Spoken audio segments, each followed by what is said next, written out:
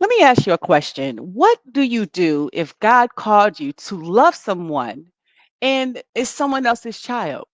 Now, if you're supposed to love someone like someone else's child and it's not your own, not for a day, not for a week, but for a lifetime. Too many of us are waiting on a perfect moment to serve God's plan. But today, we're about to meet a woman that didn't wait. She didn't hesitate. She said yes. And that one word, yes, changed the trajectory of countless people's lives. In 1972, while the world was chasing comfort and convenience, Karen Liverman was said yes to foster care. She said yes that wasn't just a yes to one child, that was a yes to a purpose, a yes to late nights, a yes to sacrifices, a yes to unseen, uncelebrated, unwavering love. But I first met Miss Karen. It's hilarious at Motor City Casino in Detroit, Michigan. What up, though? And my mother and my sister were at the casino, and I was just always active about that life insurance. And I asked if anyone needed insurance, and she looked me in the eye and said, "Actually, I do. I have 10 foster children, and you all, if anybody that sells life insurance, 10 policies." It was a pillar. She was a protector. She was someone that I knew that had enough room and enough heart to not just for herself and her loving family, but for them all. And so you think you've been tired. She's been doing this since before I was even born. I was born in 1979, and you think you're too busy? She raised 10 kids and mentored these children and still in hundreds in regards to mentorship and ministering, and she leads with examples. So making a difference. You never met Miss Karen Liverman. I had the honor to have her in my story. But this her story is not just a story, it's a blueprint for legacy. It's a reminder that you don't need to be perfect to show up. You just need to be willing to just turn the volume on because God's got the rest of the plan. As grab, it's just so funny when you look at someone's blueprints and looking at the representation of how what, when you put down on paper, I ask typically people to send over a copy of their bio. And I was looking at Miss Karen's bio, just amazing, talking about her professional work and working at Wayne State University and never giving up and a resource family recruiter and over 50 years as a foster, adoptive, and kinship parent, a devoted wife for 47 years to Dr. William Lieberman, a proud mother of 10 children, 7 of them adopted, and grandmother to 15 children, a Head Start teacher in Detroit, loving reading, traveling, family outings, and a member of Grace Foss Gospel Church in Detroit and serving alongside Dr. Lieberman as minister in their church community. I remember going to their church and you feel the love when you walk into the door, and they don't hesitate to open their arms to new people, to new opportunities. And the one thing that is constant is change. And I have to no longer hesitate in regards to bringing Karen Lieberman, the woman who said yes to foster care in 1972. Get on in here, Miss Karen. Welcome to Miss Karen, Oh, the Massive Kindness, the virtual live conversation with Adrian Bays. How are you? This amazing. oh, I'm just so blessed. I am so blessed. You have been a blessing to my life. It was crazy how we met. I told her, I said, and I had been thinking about foster care. I mean, about getting insurance. My children, I have 10 children. We adopted 7 special needs children. And Mhm. I was trying to protect them. This was back in what, '09 or '11 or some way back. And I was thinking, I said, I need to get some insurance on my kids. And she was there. It was a cord to God. She came to our home, and she has been in my home and my heart ever since. Um, how I got on this journey. My mother was a licensed foster parent for 17 years with Wayne Mm. County. And I always knew that I would foster and adopt. I knew that I would have 3 children and that we would have room in our home and hearts and find 3 more kids that needed a mom and dad. And that's how it began. So we started in '72 with my niece and my 2 nieces. Their mother had back in '70s and '60s a lot of heroin problems, and kind of like it is now. And Mhm. she wasn't able to keep the kids, so my mother and I went and got the children. And my brother was not married to their mother because he was only 18 years older than her. I was only 15 years older than her. And we fast forward to 20. I'm 21 years old. Now I've got 2 children who have been abused and neglected, Mm. traumatized. What do Mhm. I do? What do I know about raising kids, period, at 21? I was still in college, let alone children who are victims of abuse and neglect. But we prayed a lot. cried a lot, worked very hard. Back in that day, we as African Americans, by and large, didn't believe in therapy. Right. But it Right. made me a believer. I had to put her in therapy down in Wayne State in a specialized program, for sexually abused children. And we just worked really hard. The schools were not cooperative. I was butting my heads there. They wanted to put her back a grade because her mother had only sent her to school 28 days out the whole school year. And Oh, they wow. wanted her to repeat kindergarten. I said, no, no, we're going to go into first grade. They said, she has no skills, no readiness skills. I said, I'm going to work hard and you're going to work hard. And that's what we did. A long story short, she has a right now. She's a TDM with Toastmasters. She's got two double masters, and she works as a professor at Wayne County Community Oh, College teaching English and journalism. You can pull some out the fire, yes. and that's what I have learned. I've learned that I treat everybody like I'm representing Jesus. And Mm. even the difficult ones, it's particularly teenagers. We have a vast need for foster homes for teenagers. People are afraid of teenagers. And unfortunately, in the foster care arena, in that system, our children are disproportionately represented. We Okay. have, and we don't have enough homes. Back in the 70s and the 80s, the black social workers were railing against black children going into white homes. And when they Mm. asked me about it, I said, I feel a good home, black, white, polka dot, is better than institutionalized care. And so, um, in addition to fostering, I also became a licensing worker in the Mm. foster care system. In addition to that, well, I was educated as a teacher, and so I've always had my hand some kind of way in education. So we've lived a full life. It's demanding. It's not for the faint-hearted. Right. You have to realize that with the teens, and people shy away from teens, a lot of the behaviors that you see among our teen population are just typical teen problems, typical Mhm. teen behaviors. They act like most teens. So I'm trying to really encourage you, those that the Lord lays on your heart, to uh, inquire. There's a number, 855 Mish Kids. And that's a recruitment number. You can call that number if you're interested in finding out more information about how to become a foster parent. It's a process. You have to go through training. They have to have background checks. You have to be able to pass a background check in your local municipality. You have to Mhm. have a valid driver's license or a state ID. You have to have a medical. You're going to have a physical exam to make sure that you are physically fit and up to this challenge. So those are some of the things you have to do. And don't be afraid. Don't hesitate. Inquire. And if you don't know, pass the word to someone else. We desperately need homes for children, all ages, but particularly for the teens. You know, um, when I always knew that God was going to send me the right child. And some of them Mhm. I'd say, God, am I hearing you right? But even those you were able to reach and have betterment. We are supposed to be establishing relationships that are intended to last a lifetime. And I still have contact with my foster children. I keep a uh, published phone number so they can always find me. But it's been very challenging, and got a list of things I'm supposed to answer for you, or Adrian. Can you get going? No, no worries. I mean, I definitely your passion for being a foster parent. Kind of walk me through someone that is actually, if they were considering being a foster parent, right? And I myself don't have any children. What would the process look like for someone that needs to actually go and take those steps? I know you gave the number, which is up on the screen here, but kind of, what would I have to walk into, like in regards to the emotional mindset that the children that you have had since you've had the ability to have 7. Well, everybody doesn't have to adopt, but we do like adoption as well.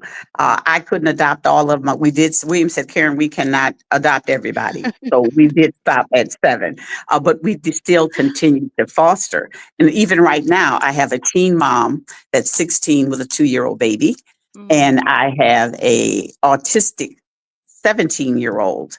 Um, and you know, they all have their own separate challenges. But if you wanted to look into it, you would go to a, they probably give you the information. They'd send you a packet by mail so you can kind of get a little more information. And then if you decide to make the next step to sign up for a class, you'd have to go and have training.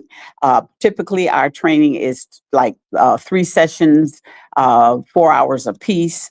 And then we also have continuous educational courses for parents. You have to have six hours every year of training to keep your license current. Once you're licensed, you're going to have a licensing worker come. Once you finish your training, a licensing worker will come to your home to make sure that your home is up to standard. They're going to be checking to see if you have running water. They'll check and see to make sure that you got smoke alarms and carbon monoxide and all your rooms. You have to have them already set up, and you need to have 40 square feet for every child.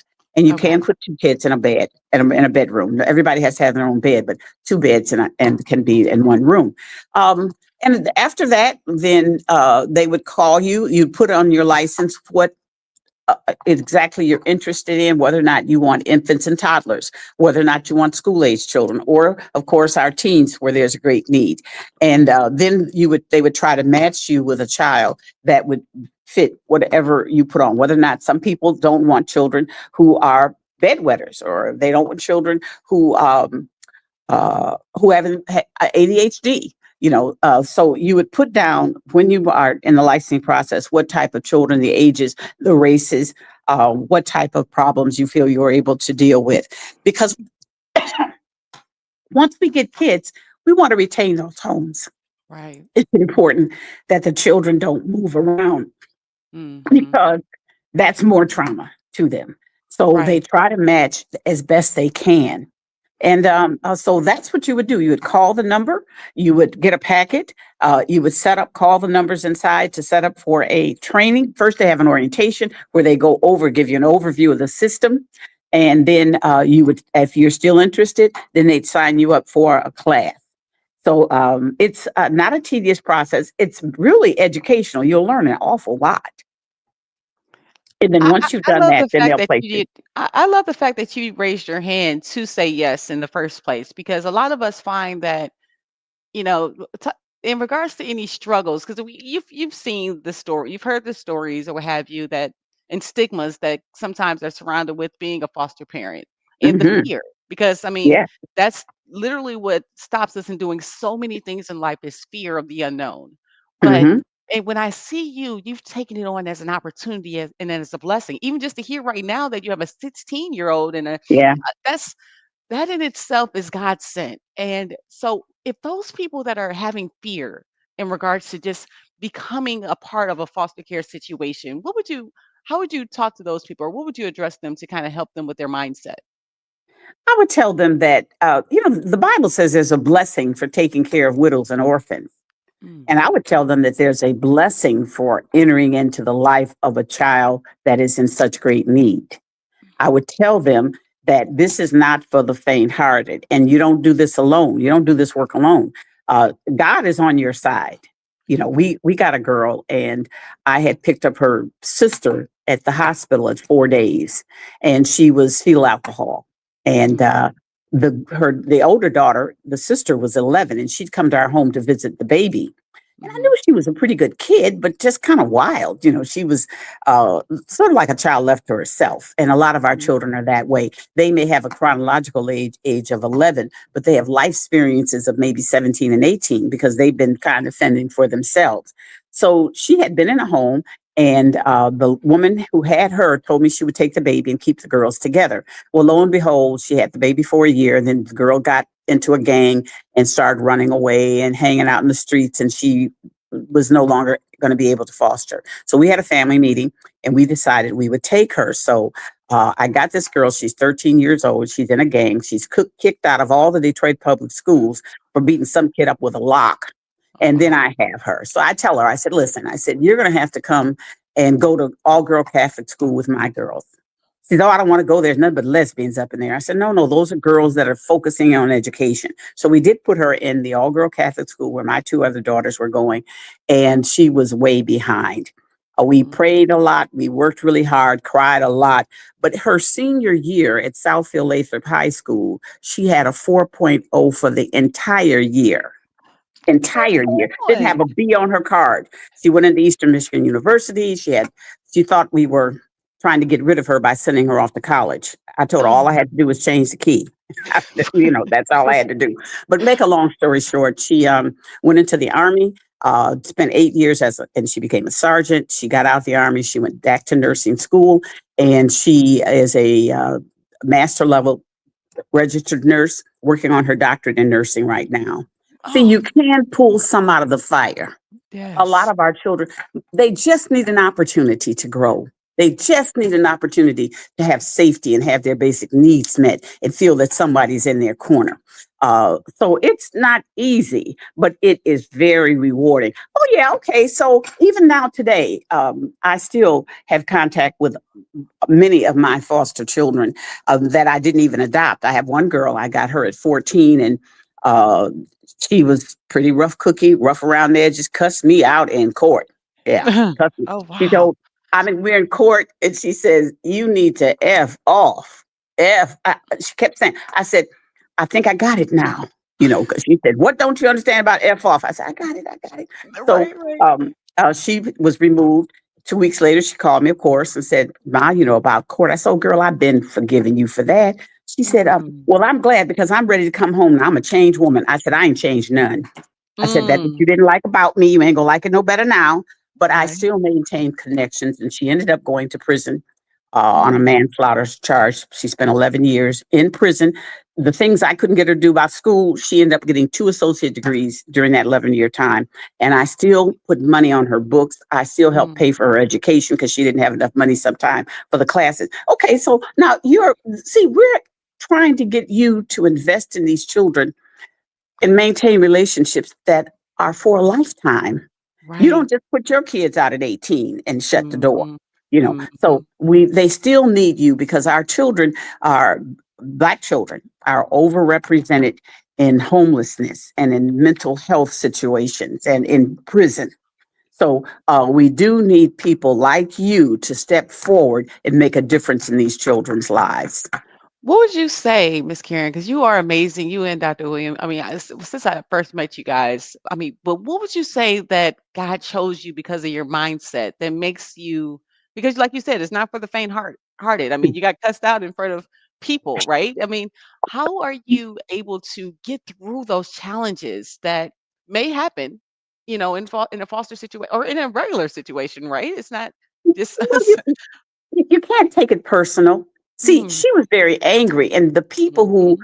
she loved and trusted betrayed her, and Yes. she was no longer with them. But guess who was there? Me. Right. So Right. I would receive all the venom and all the hurt and Mm, all of the drama that was intended for someone else. And right. why do they do that? Because they're safe with you. Mm, They know, regardless what happens, that you're going to be there, and that they, because when the social workers kept started telling me that, I'd say, these kids are tearing my house up. mm. So she said, "Oh, Miss Liverman, you're making great progress. They feel at home with you." I'm saying, "Oh, my stuff getting torn up." So when I would teach classes, and I trained foster parents all over I trained foster parents and licensing workers all over the state of Michigan for 25 years, in addition to being a frequent presenter for the National Foster Parent Association. Uh, Mm, uh, so what I say is tried and true, and I work from experience. That's one of the reasons I was very effective as a foster parent, because I had the knowledge of both sides. I knew when I was training workers, I knew the law, the state of Michigan requirements, as well as what it actually looks like in real time. So I could give them real life examples of how things actually looked and how things worked. So you would have to realize that, number one, God's on your side, and yes. you and Jesus, you and God, y'all always a majority. So any situation you go into, you're not going into it alone. Many times what I was experiencing had not been taught to me in class. And I'd have to Mm. pray. I say, "Lord, what is this? What do I do about this?" Right. And like I had one of them, she told me that we have a problem with getting homes for children who are gay, lesbian, transgendered, and that whole LBTQ community. And Yes. they had many kids that were sitting in residential homes, residential placements, because they couldn't get a home, a regular home, an individual home like mine, to take them because of their journeys of where they had ended up. So I started taking transgendered youth because Mm. they weren't, they were, no one would take them. And Oh, all these kids are just kids. They're just right. kids who had a rough time. And they a lot of times they are delayed in their development for education. They're most of 60% of our children have speech and language delays Mm. because kids learn how to talk by people talking to them. And our Right. children have not had those opportunities for interaction a lot of times early on, and that impacts them.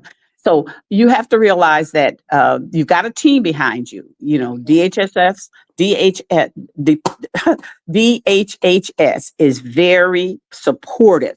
You can call them, and then it's the squeaky wheel that gets the oil. You know, so you have to keep calling, and keep searching and keep trying. And it's important to work along with the schools. I had good outcomes in the educational part. Not only were William and I both educators, but I teamed with the teachers. And we used the same language. We used the same disciplinary things that they did in school. I do them at home and vice versa. Our main infraction, though, for foster parents when I was licensing was discipline. Mm. Discipline is teaching and guiding, and our people want to tend to go back to discipline the way they were disciplined. Yeah. And many of us were spanked. Well, Right. I just say we were whooped. Right. But Right. you can't thank the foster kids. You have to find Yeah. other ways of helping them over those rough places. I found that with any child, what spoils children is inconsistent parenting. So say Mm. what you mean what you say. Don't keep moving the bar back. Each child has to be treated different because they are different. So sometimes I would do classes and they tell me, well, the Bible says spare the rod. I'm doing what the Bible say. And I would remind them that you never find in a good book where the good shepherd beat the sheep. Mm. Didn't beat the sheep.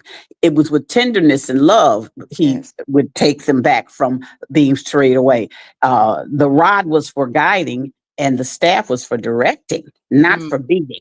So Right. you can't Right. beat it. If you want to be like Jesus, don't beat the sheep. So those are the kinds of things I would, tell my parents and give them a different perspective on things.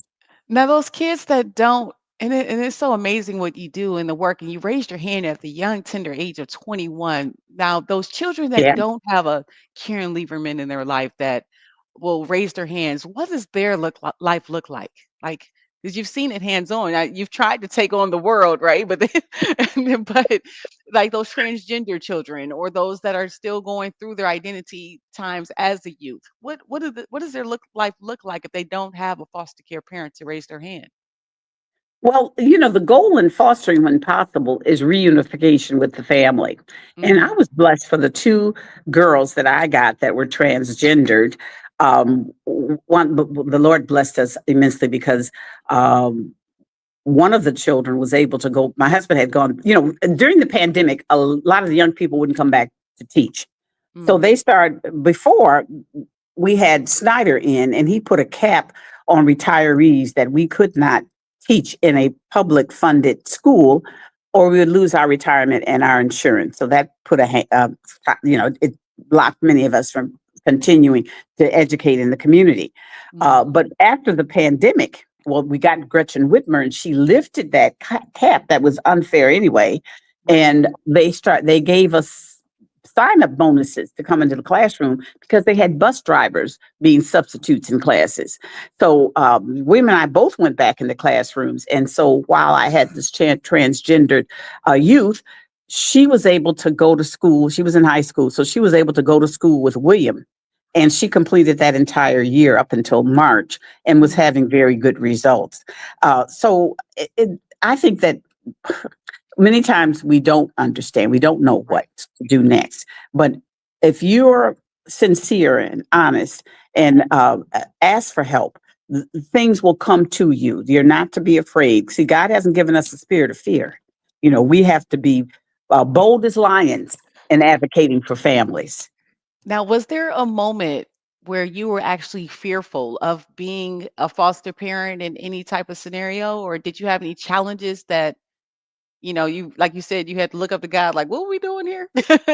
Well, you know, I, a lot of, I guess for the last 20, 25 years, we've just done teens. Uh, Okay. just doing the older ones that are hard to place. I That's get the amazing children in can't know. itself. Yeah. I get the ones can't nobody keep and don't nobody want. They Okay. know if they Right. can't make it in my home that they go back either to residential placement, hospitalization, or Mhm. some have been adjudicated, so they go back to lockup.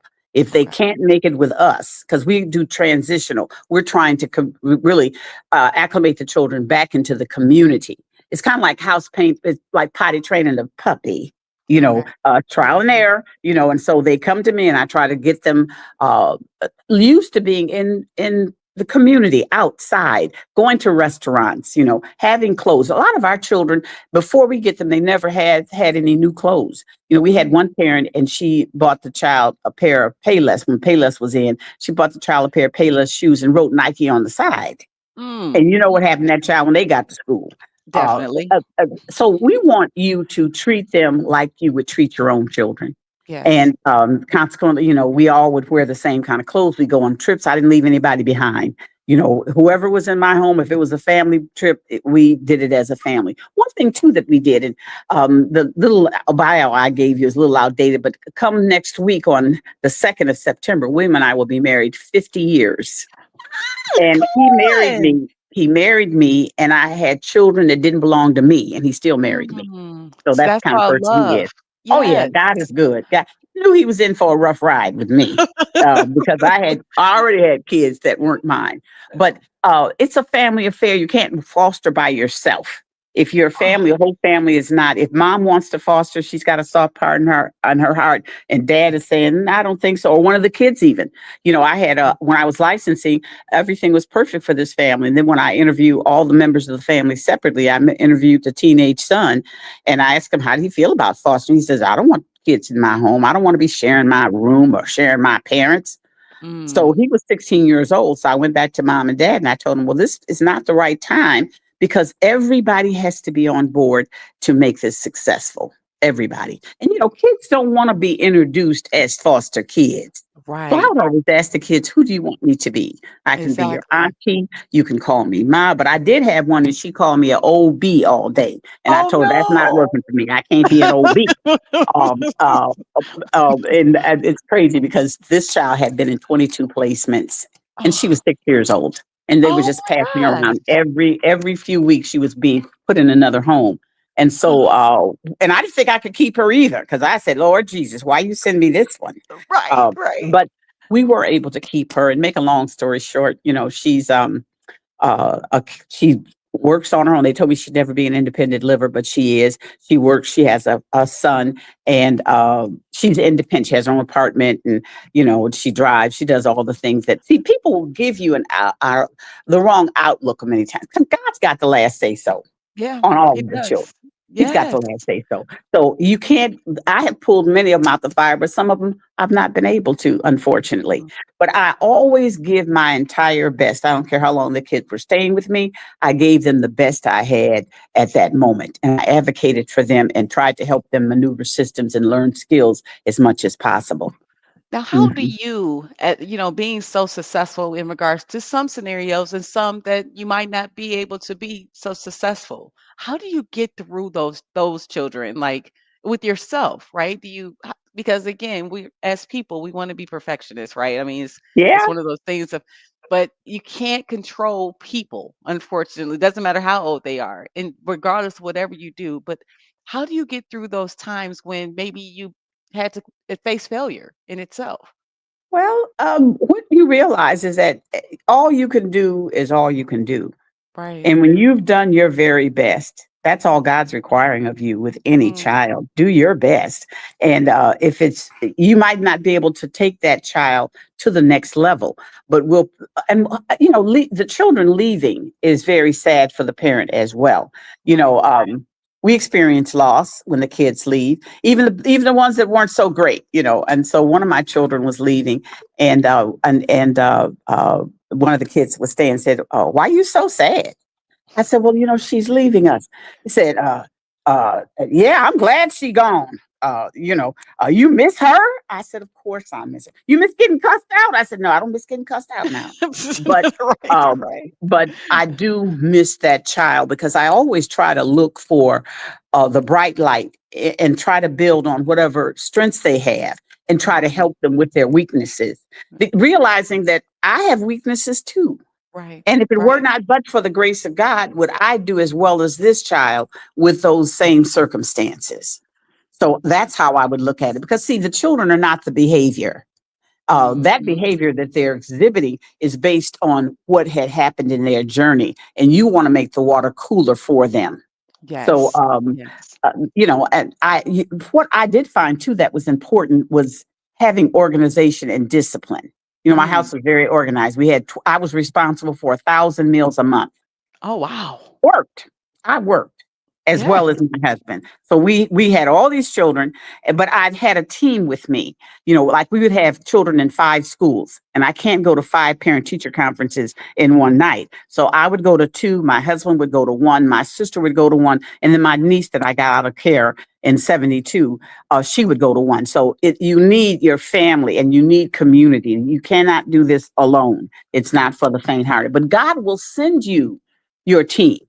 He'll send you Mm. your community. And I tell young people that come into care, go to church. Right. You're gonna find somebody like me at church, you know, and they're gonna help you. So it's a community thing. And when we talk a lot about God, and that's definitely the leader of this plan called Adrian Mays, but in the design of how he helps you go through the struggles, because he's been doing this since 1972. Like you said, you didn't raise your hand for it initially, but actually tapped on the shoulder and say, "Hey, this is the design that you're going to have." How did you get through the struggles of realizing of getting cussed out or, you know, I don't know if I would have been able to handle getting called a B every day. A Well, 6-year-old. she finally stopped. She finally Yeah, stopped. I had the times when you wanted to. You know, I said, now you can call me Miss Liverman, you can call me Miss Karen, you can call me Auntie, you can call Right. me Ma, whatever you decide. But this old B, not just to be an old B. I said, that's not working for me.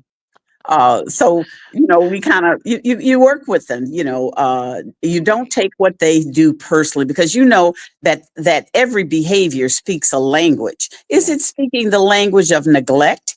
Is their Mhm. behavior speaking the language of sexual abuse or Mhm. ADHD or fetal alcoholism or abandonment? All these things. Every behavior is speaking a language. So you just have to figure out what it is and help them to get better vocabulary and to move on from that. So it's a process, and you can only do what you can do, but just do the best you can while you have them. And I think God is well pleased with that. But it's a journey not for the faint-hearted. But if you have room in your home and heart for just one, Just one. um, you can change the life of even just that one.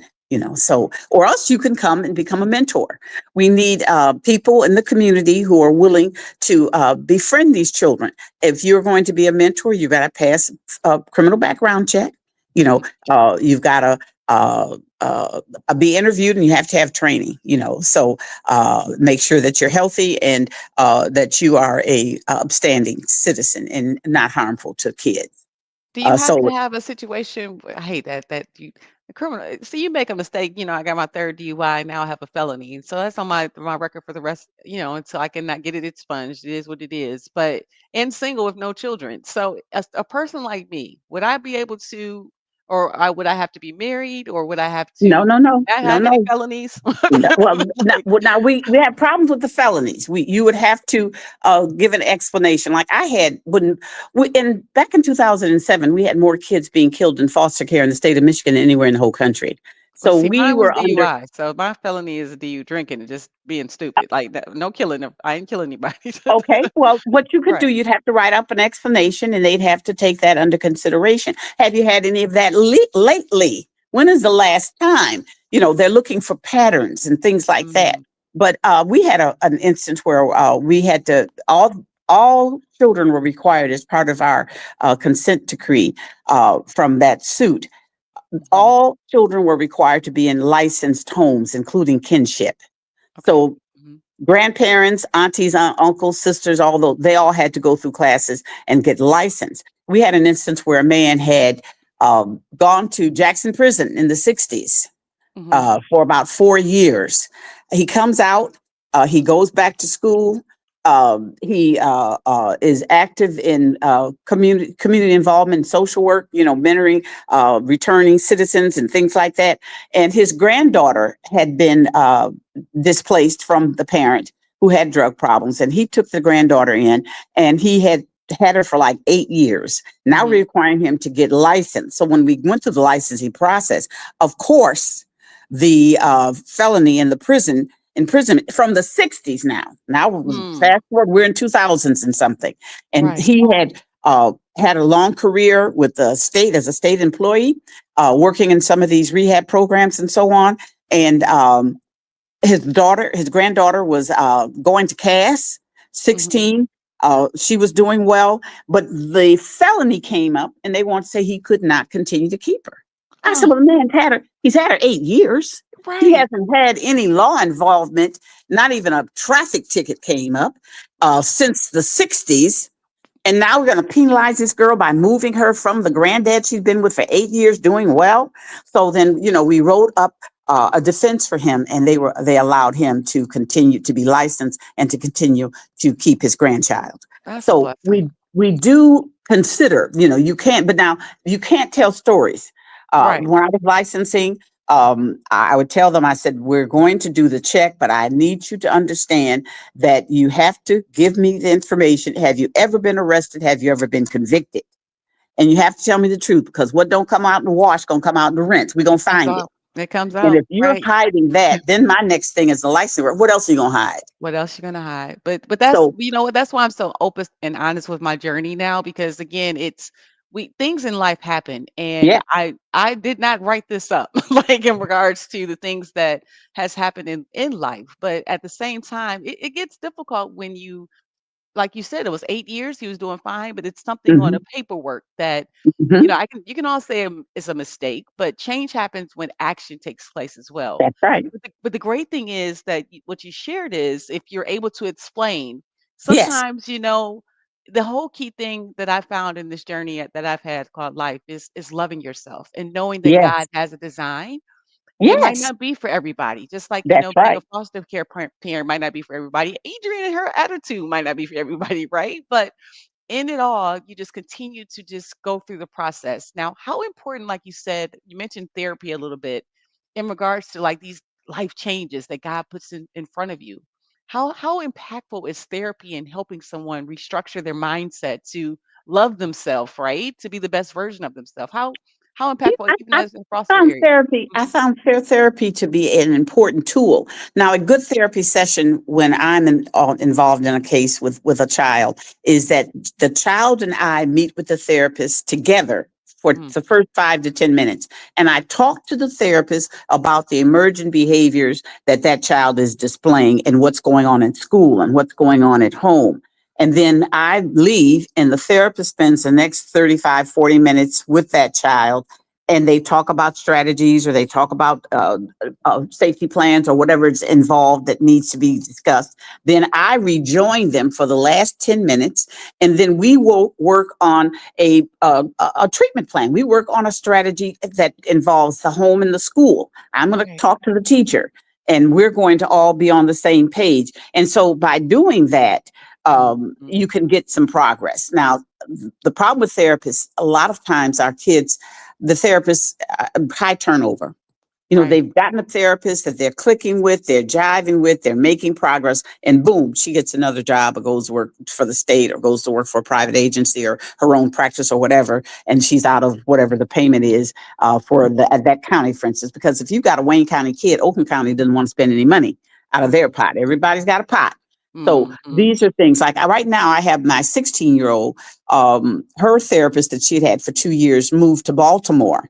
So she's still doing virtual with him a couple times a month. But then I have another therapist that I've had great success in, and she's a tell it like it is sister. She too had been a teen mom. Okay. So I got her to come and be the therapist for this child, but she's not in the network. So I pay out of pocket. Mm. See, some people think that they could do foster care for money. Now, let me tell you about that. But let's talk about the money. Yeah, let's talk They're about not going to give you enough money to take care of these children. They're not mm. going to give you that. They give you $22 a day for children 12 and under. And they give you 20, I think it's $30. It's gotten up to $30 now for children 12 and above. So you're going to have to spend your own money. If Right. you want to do foster care for money, you need to go to McDonald's or Burger King because they're starting now. They're starting out. Listen, they're starting at 15, 17, $18 an hour, and you do your shift and you go home. This Right. is 24/7 care, Mm. 24/7. And if you divide what they give us, it's just fractions of dollars You said that you're going. $22 a day. Like, you know how you watch the shows or what have you, people getting kids for the money type thing? $22 a day for like, just think about that. Is that even that is not If you you are can't even doing, get a meal for $22 a day. Like and then 12 and under? they give you $106 every 6 months for clothes. Oh my And if gosh. you're a teenager, they give you 122. So Oh, it's not about money. It's about right. changing lives. You're gonna spend Yes. your money, and Right. then, listen. They were tearing up my stuff, so then I started all my good things, my nice mementos. I had a little stand put in my room. I had a case put in my room, my bedroom, and I put all my good stuff in there that I could see and appreciate. And then the other stuff that was downstairs, I bought from the dollar store. So it dropped. You'd hear it. Then it wasn't no big deal because I go to the dollar store and get something else. Right, right. So it's not. This is not time for your Waterford crystal to be out if when you're when you're fostering because the kids, especially if they know you really like it and they get mad at you. Right. But by and large, I just had see kids feel you. They know I've never had a child accuse me of fostering for money because Mm, I figure that the earth is the Lord's and the fullness thereof, and they that dwell therein, and that He is your resource, and mm. that He will repay. So we had family reunion in Atlanta one year. I bought 7 sets of American Tourister luggage because I took everybody. Right. Everybody went, and we wasn't in plastic bags. We were, when my kids go somewhere, they've got luggage. I treat them like I treat my own. We wear the same kind of clothes. Now I'm not against resale. Some people like it. It's the therapeutic and all that. But I get upset when I go somewhere. It's a pile of something you got to go through, or all these Right. racks and all that. No, matter of fact, most of the time I order everything off TV now. After the pandemic, I got scared to go into the malls because, when the pandemic hit, we didn't go out. What my husband, myself, and my brother that lives with me, we're all seniors. We didn't go out for 3 solid months until they figured out what we were dealing with this virus. My children were kind enough to rally around us, and they brought us everything. We had a little wand thing. We put the stuff in the garage for 24 hours, and we wanded with some kind of UV light or something because we didn't know what we were dealing with. And that was a blessing for us. So it's not about money. You don't go into this thinking that you're going to get a house on the lake. That's Right. not what this is about. That's not what this is about. Now, how did fostering change your family dynamic, like in regards to balancing love and discipline and growth with so many children under your care? How did that change or affect your family? Well, you know what? I would do things to, since there were so many of us.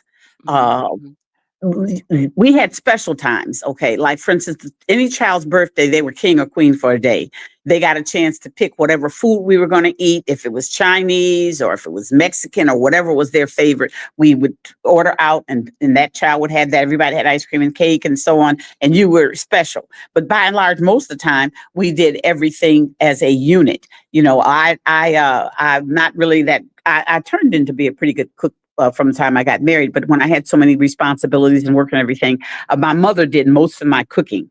And Mm, she worked in food service for 35 years, 20 of those years with Mumford High School. And okay. so she loved cooking and was a great cook. So she would send me these big pans that we would eat from. And so we had that organized. And then I had a lady that was one of the grandmothers from one of the schools, the girls' Catholic school my children had gone to. I don't know, maybe it was from St. Benedict. I think they met him in elementary. Anyway, she came and she would help me. And I ended up buying two washers and two dryers because I couldn't keep up with the clothes. So I had like a laundromat in my home. I made those kind of accommodations. And then, of course, um, my family always, traditionally, back in the day, they had orphan trains where white kids would go from the East Coast when they were developing westward movement, and they'd take the orphan children and they'd stop at all those little towns, and the farmers would come out and look at their teeth and see how strong they were, and they would take them. We weren't on those trains, no African Americans. We primarily kept our own children Mm. until the 60s, when heroin and crack and all this stuff, the 80s was when the crack came in. All those things came and sort of decimated and unraveled our family structures, because traditionally we as African Americans kept our own kids. Right. So my family knew that this was my journey and this was my life. I went to a church where the pastor told me I should be careful about bringing those kinds of kids into my home. Ah. I said, those kind of Children. kids? I said, the children are victims. Oh no, they're Mm. bad seed. They're bad seed. I said, well, brother pastor, I'm going to pray about that and we'll talk about this again. So I prayed about it and I asked God. Now, don't go out saying I'm hearing voices or I didn't see no burning bush, when no one was speaking to me from a cloud. But in my Right. heart, I said, Lord, what about fostering and adopting? He said, Mm. you're adopted. I said, I'm adopted. Mm. He said, you were the children of the devil, and I Mm. translated you into the kingdom of the dear son. Oh, So come we on. all adopted. Come So on then I now. then I thought about Moses, who was raised in the home of Pharaoh. Pharaoh's sister adopted him. I Mm. thought about Esther, who was raised by her uncle Mordecai. And that was a kinship. The Bible didn't call it kinship, but it was kinship just the same. That was the uncle taking care of his niece. And then, of course, Jesus had a foster father named Joseph. So I Mm. went back and gave him that lesson. And I said, I think God likes fostering and adopting. And I moved my membership. I didn't give another tithe in that church. I There you moved. go. We left. There you go. I'm not. So people have preconceived notions about our children, when in actuality, our children are just children who have been victims of abuse and neglect and need someone to care for them, someone And to help them during this part of their journey. and that's the beautiful thing about, and I'm so thankful for this conversation today because it's all in God's design. And Yes, and it is. the key thing about that is you're showing love to so many different souls, and as well as you educated that pastor before you actually turn, because again, Stop you giving my money. Yeah, there you go. And because you you could support, because you have to train people how to treat you. And absolutely. what you've done here today is allow people kind of a small sliver of what it looks like to be in a place of love, unconditional love, and being able to support someone along the journey, showing what family structure looks like, showing what Yeah. it looks like in regards to just raising your hand and saying yes. And that's the best thing I could say. I'm enjoying my birthday with these conversations, because again, just mentoring and doing this over 5 decades. What if you've also been, like I said, a teacher, a mentor, a foster parent? How does your mindset in faith in our God play such a role in what you do in sustaining through all any tough season? Well, I think that God has preset each of our lives. I I think that I I understand that now. I didn't get I it think, then. yeah, we were saved in God's eternal working before time. We were Yes, members of the body of Christ. Matter of fact, we were created in Christ Jesus. That's yes. how we were made, in Christ. So those are the elect, those are his. And I think that he has a path already completed in Christ in eternity before the foundation of the world. It's actualized by one decree. God's not making daily decisions. And Mhm. then our lives unfold and manifest in time according to the divine will and purpose of God. And God always is interested in us loving and caring for our others, not just our own little bunch. That's right. He's given us the ability. The Bible says he has poured his love out. He shed his love abroad in our hearts by the Holy Spirit. So we Mhm. all have that ability. We need to tap into it. And one other thing before we leave, I need to talk about my husband. What we did in order to stay connected with all these children and all these demands. We had medical fragile children. I had to go to Mayo Clinic for a month with this one child, and we just had a lot going on. But every Friday that we were able, we had a date night, just me and him. And Mhm. then once a month, a whole weekend, we check into the Marriott down the street from our house, or we'd go downtown to the Sheridan or somewhere, and we would spend the 2 days alone, Mm. connecting. Because Mhm. I didn't want to be in this thing 25 years and now look over at him after the kids are all gone 30 years and say, "Who are you?" And then he look over and say, "Who are you?" So we had to continue to bond and to continue our own connection. And Who one other came up thing, with date night? Who came up with that? William, he's a romantic. William is Oh. the romantic. He likes to buy the flowers, and he likes to go to exotic places and out to fine dining and all that. That's him. I enjoy it too. I enjoy it too. But even now, we need to check into the Marriott, or we need to go up to Frankenbooth and spend the weekend, or and we do that because we get someone that cover the kids for us. But you That's have sweet. to nurture your own personal relationship with your partner, with that loved one. You got to stay connected, because what we do in this arena is very overwhelming. See, this Yes. is 24/7 care. It never goes away. This Mhm. is your life, but Yes. it's a life that's I think that one day God might say to me, "Faithful servant, well done." I think that day is today, and I truly, because you have done amazing work. You're a role model to me, and you never know the impact that you make on me. You so you send this mailing every month, and it comes from North Carolina, and I get this mailing in the mail, and it's been years, and I open it up, and it just these positive words of affirmations, and I'm just so thankful for today, because we have we've talked it on and off over the years or what have you, but being able to hear more of your story, your passion, and your mindset. If if there was one lesson, Miss Karen, that people can leave here, this conversation here today, that you want to make sure that's across over 50 years being, in the as a foster care parent, as being an amazing minister, amazing wife, amazing mother, amazing role model for myself and many others. What's that one lesson that you want to actually have people leave with this conversation here today? I want people to understand that we should view life from the vertical plane of our sonship position in Christ and what God has done for us through his eternal plan of salvation, and that'll give you peace. If you're looking to Jesus, the author and finisher of your faith, in all that you do, he's going to direct your path. Matter of fact, he's already directed. It's preset, hidden in Christ and God in his eternal workings. Do not be afraid, Yes. because you can do all things through Christ who strengthens you according to his will. When you pray for the will of God. Don't be afraid of it, because the will of God is what's going to be done anyway. And that's all I have to say. I know that's right. I know that's right. Well, anyone that's listening that may be considering fostering, and I just want to put it back on the screen one more time, the phone number for them to call. But I'm going to do something fun with you. But what's your vision for conversations with other foster care parents that may even want to have a space where they can come comfortably, and moving forward in regards to just the foster. You have a 16-year-old that has a Yeah. 2-year-old. That Oh, yeah. is amazing. So, how are you going to continue to just kind of help other foster care parents grow and just be, in the process?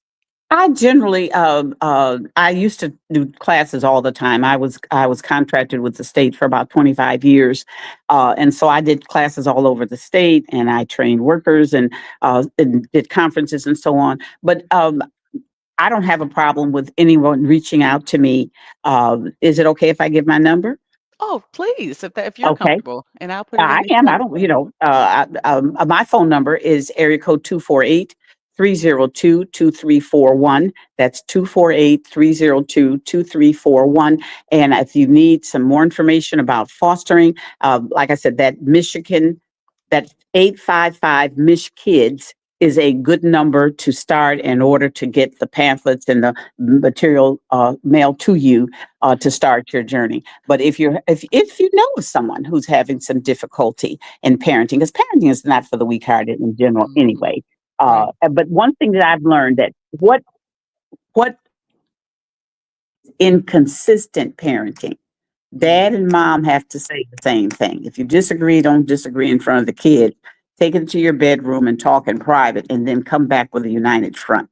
That has always been helpful because I hear my kids say, "We ain't asking mama," because she always say, "No, we'll talk to dad." But then I trained dad to say, "Mom." Right. I can't leave this conversation without bringing up Grace Gospel Church because, it being where you all minister and, your ministry is this is the correct website, correct?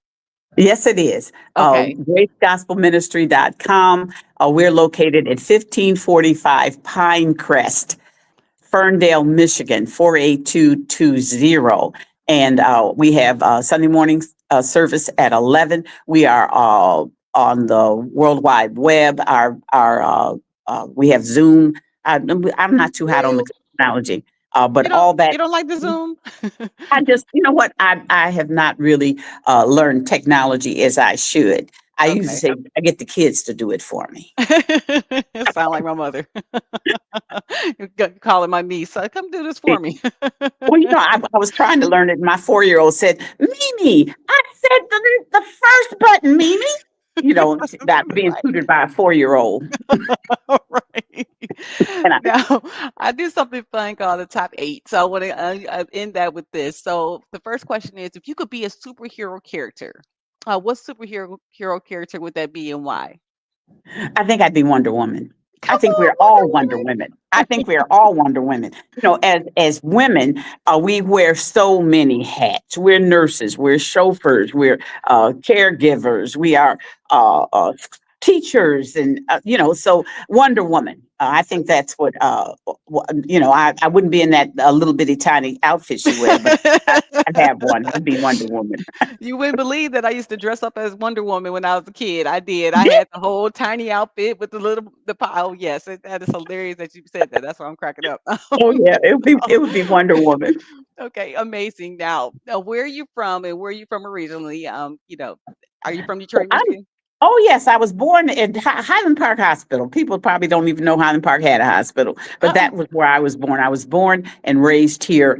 My husband is from North Carolina. He'll tell his story, but we met at a conference, and the Lord had spoken to my heart, and I know no cloud now, and said I was going to meet my husband at this conference, Mm. and met him.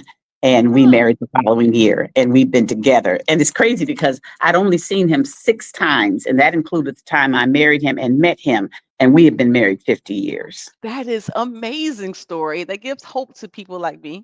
Well, So well, that is we dated in our marriage, mhm, and that's what mhm. you have to do. You have to date within the marriage. Don't stop dating because you're married. Don't start wearing the smell good and putting on a little makeup because you're married. Right, right. Those are things that you have to continue to do to keep things interesting. I love it. I love it. Now, if you could eat one food that, all the time, doesn't matter about weight, mine is watermelon for this, for that. But if you had one food that you could pick to eat, what's your favorite food and then why?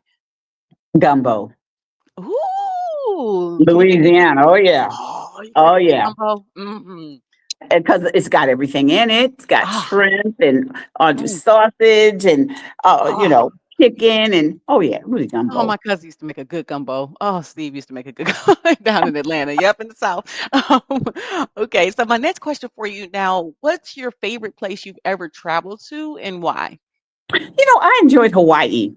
I Ooh, went there many, many years ago, but I was working for a travel agency okay. and we would book flights. And so once you've been a travel agent over a year, you join the International Association of Travel Agents and you fly everywhere at a discount. So I went to Hawaii years ago for $100 and we went to Mm, 5 islands. And I really enjoyed Kona. Um, it was, they had the black sandy beaches, and we were at a Hilton hotel that was inverted. So the lobby was on the top floor. It was made like on the side of one of those mountains. It was just fabulous, like being in another world, I've So been to Hawaii, but I haven't been to Kona. That is oh, I amazing. loved Kona. I loved Kona. Waikiki had traffic jams, and I said, "Oh my Mm, God, this is just a regular old city." But Kona and those out islands, we went to Hilo. They had a helicopter flying over that active volcano. I passed on it because I said, "Nah, this ain't the way I'm gonna be going to meet Jesus." So I Right. let them go. I let them go Right. on that tour by themselves. I love it. Okay, mine is Toronto. I used to live there, and they had when Chris was playing basketball professionally, and they had all the different cultures. And Oh, I just love Toronto. I don't know if you've been, but that's still oh, I've my been to city. Toronto several times. Yes. Yeah. Matter of fact, our family used to have bus tours years ago, and we would we'd get two buses together and go to Toronto and spend 4 days with those Oh, come packages. on. It was nice. I love Toronto too. Yes, yes, beautiful, beautiful. Okay, so my next question for you is what date, holiday, or season kind of stands for out for you every year? Mine now is November 20th, 2023, my sobriety date. So I've turned over the addiction of alcohol and no longer. Oh, oh, I've God. given it to God. And so 21 months sober, and I'm happy about that. So my date, it used to be Thanksgiving when I do random acts of kindness with my foundation.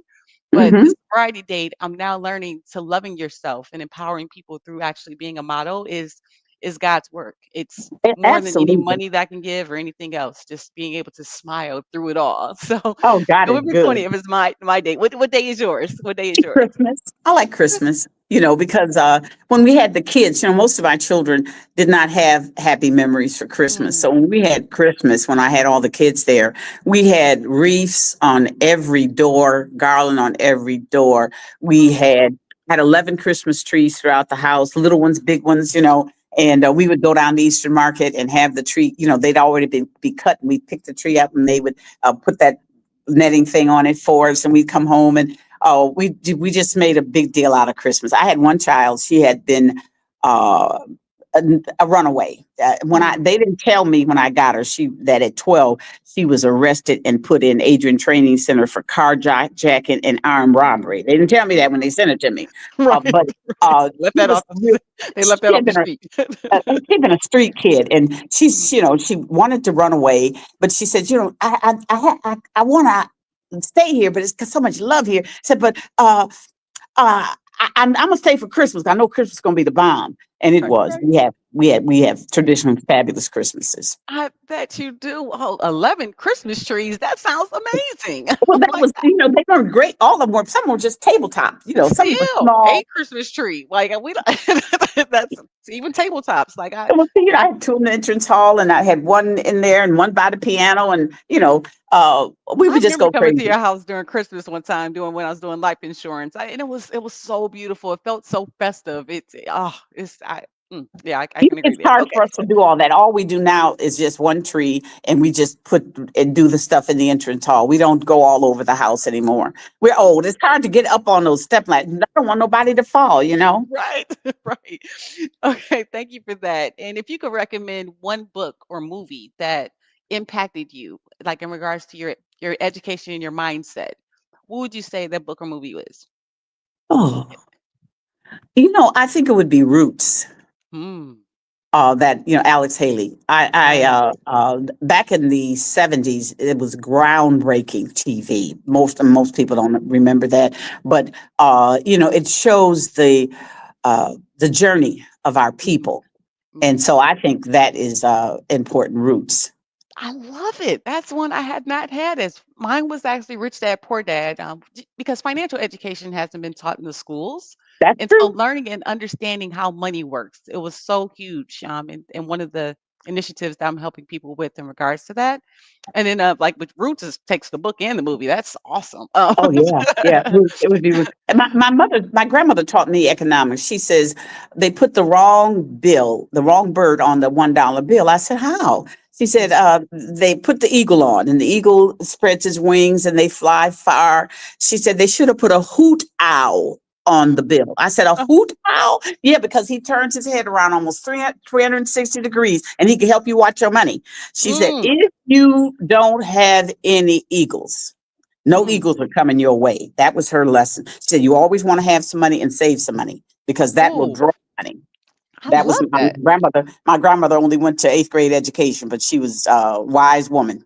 I know that's right. That's a good point. So And you if could you only could spend $1 one time. That's right. That's right. And you can't look, you can't spend it twice. Not That's a that same part. dollar. Right. It's gone. Exactly. Exactly. Now, if you can go back, Miss Karen, to your younger self and give yourself some advice to actually, lead through this life, what would you go back and say to your younger Miss Karen? Oh, younger Miss Karen made some mistakes like everybody else. Just try to learn as you go.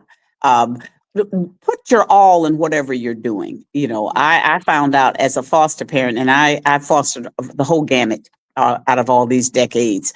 And I found out I would dive into whatever was going on with my children, and I made myself a professional in that. Like my Mm, son had hemophilia, and he was born at University of Michigan. He had his treatment at the university, and I have to go up there 4 times a week for him to have infusions. So I learned home infusion. So they airship me the factors so I could do infusion. So make yourself get as much knowledge on the children or whatever you're doing. If you're a teacher, be a better teacher. Keep studying. If you are a carpenter, go to workshops. Keep yourself updated in whatever's going on. And I think that would be the advice that would serve them well. I Be the love it. best I that you love it. can be.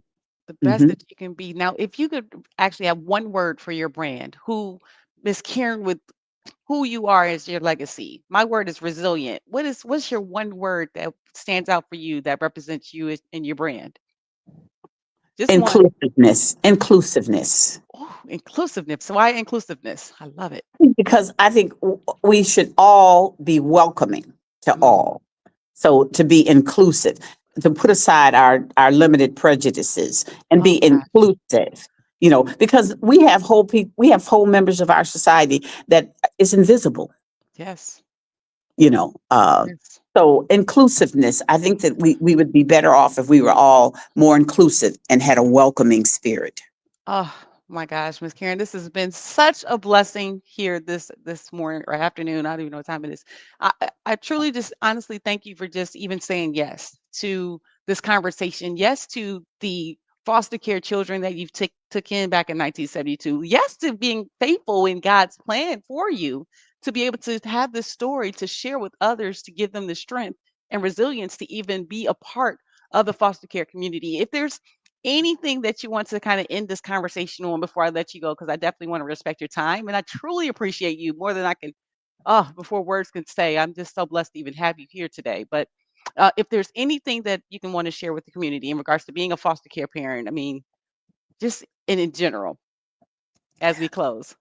Take it one step at a time. If Mhm. you cannot do this type of work, and it's not for everybody, Right. spread the word of the need in the community. A lot of our children, I used to take white kids because Hmm. I felt everything that I had to give, I needed to give them to some children who look like me because we were always going to be overlooked. Right. That inclusiveness, that was a part of my journey. I found Mm. out that the little white ones and the Mexicans and they all need the same thing. They need Right. someone to care about them and someone to help them to learn and to make it over these rough spots, let them know they're not alone. So I think that that would be the advice I would give. Be welcoming and to all. Thank you so much. And I'm going to put your phone number back up on the screen here for anyone that actually wants that help or that assistance. But Ms. Karen, thank you for making this Random Acts of Kindness live virtual conversation series amazing. Like, I truly couldn't design it any better because I'm enjoying the raw, authentic stories. We're not gurus.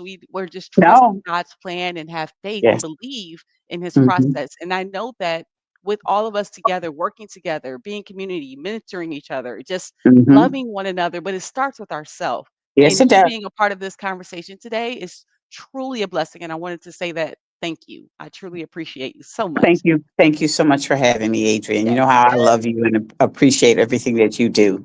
yes, God bless yes, you all. yes. Thank you. Thank you so much. Ah! Miss Karen. Ah!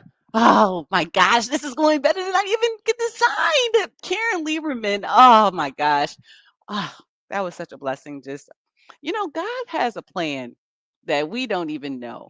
And I trust that plan so much. Years ago, just me being the outgoing Adrian Mays at the Motor City Casino and just I was trying to get actually accomplish getting on the trip for Bankers Life. They give you trips in regards to life insurance policies. But here we are years later.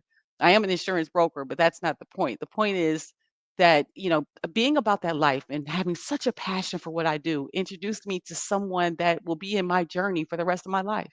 Here over what, 15 years later, and we're still able to pick up the phone and have them be a part of something that you're doing.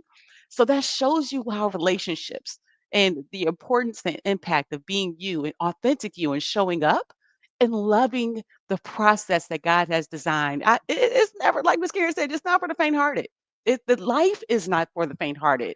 And but if you're able to raise your hand, or if you have a question about being a part of a child's life in a foster care situation, she's provided her phone number. This replay is going to be on YouTube for the rest of our lives. So you cannot say that you don't have the resources, or even if you have the questions, leave them in the chat if you're watching the replay, because again, there's someone that's been through it. We're talking about experience, not something written in a book. So again, raise your hand to help somebody else. You never know what's on the way in God's plan, but you trust the process, be a part of the journey. And Miss Karen, thank you so much for being a part of mine today. So, you know how we end all our random lives, our random acts of kindness birthday series, live virtual conversations with Adrienne Mays. I can, I will, I shall be victorious. What up, though, Detroit? Ah, this is great.